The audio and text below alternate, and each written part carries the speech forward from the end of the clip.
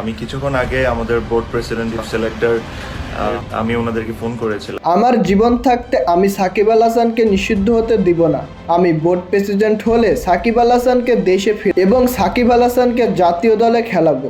আসিফ মাহমুদকে পাল্টা চ্যালেঞ্জ করে সাকিব আল হাসানকে নিয়ে যা বলল তামিম ইকবাল। সাকিব আল হাসান এই দেশের জন্য কিছুই করেনি এমনটাই মনে করে অনেকে। তবে আপনি যদি বাইরের কোনো দেশে যান, সেখানে আপনাকে জিজ্ঞাসা করা হয় আপনি কোন দেশের, আপনি বলবেন বাংলাদেশের, কিন্তু সেই ব্যক্তি বলবে সাকিব আল হাসানের দেশ বাংলাদেশ। তবে যাই হোক, সাকিব আল হাসানের এই পোস্ট নিয়ে তোলপাড় হচ্ছে সারা বাংলাদেশে, আর যার জন্যই পাল্টা জবাব দিয়েছে আসিফ মাহমুদ। তিনি সাকিব আল হাসানকে আর বাংলাদেশের জার্সি গায়ে দিতে দিবে না।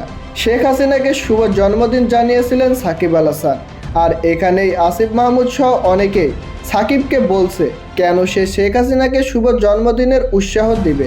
আর তা নিয়েই আসিফ মাহমুদ বলেন সাকিব আল হাসানকে আর দেশে ফিরতে দিব না, এমনকি বাংলাদেশের জার্সি যেন তিনি আর না পড়তে পারে তার ব্যবস্থাও করবেন তিনি। এমন একটা বিষয় এবার তামিম ইকবালের চোখে চলে গেল। তামিম ইকবাল অবশ্য এই বিষয় নিয়ে কথা বলেছেন, আমার জীবন থাকতে সাকিবকে বাংলাদেশের ক্রিকেট থেকে নিষিদ্ধ করতে দিব না। আমি যদি বোর্ড প্রেসিডেন্ট হই তাহলে অবশ্যই সাকিব আল হাসানকে দেশে ফিরাবো এবং বাংলাদেশের জাতীয় দলে খেলাবো।